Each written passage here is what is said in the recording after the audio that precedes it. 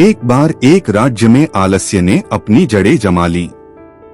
लोग दिन भर काम करने के बजाय इधर उधर सोते रहते और दूसरों पर निर्भर रहते। अपने लिए खाना तक बनाना उनके लिए मुश्किल हो गया।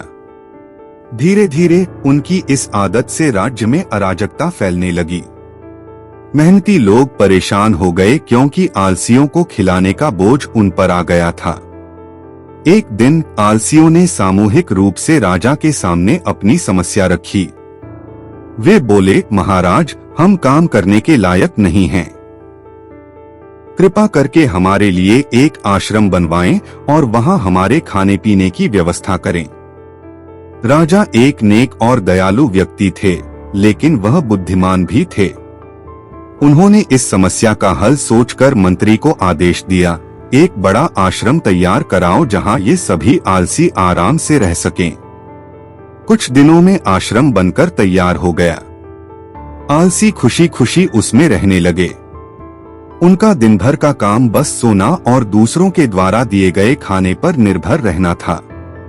कुछ समय बाद राजा ने सोचा कि अब इन आलसियों की असली परीक्षा लेनी चाहिए।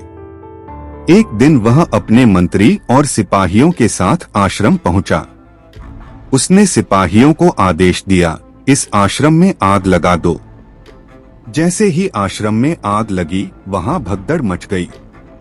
ज्यादातर आलसी अपनी जान बचाने के लिए भाग खड़े हुए, परंतु दो आलसी अब भी वहीं लेटे हुए थे। सच्चे आलसियों की पहचान। आग की गर्मी से परेशान होकर एक आलसी ने हल्की सी करवट ली और बगल में लेटे दूसरे आलसी से कहा, मुझे पीठ पर गर्मी महसूस हो रही है, जरा देखो तो क्या हो रहा है। दूसरे आलसी ने बुझे स्वर में जवाब दिया, तुम दूसरी करवट ले लो, सब ठीक हो जाएगा, मुझे परेशान मत करो।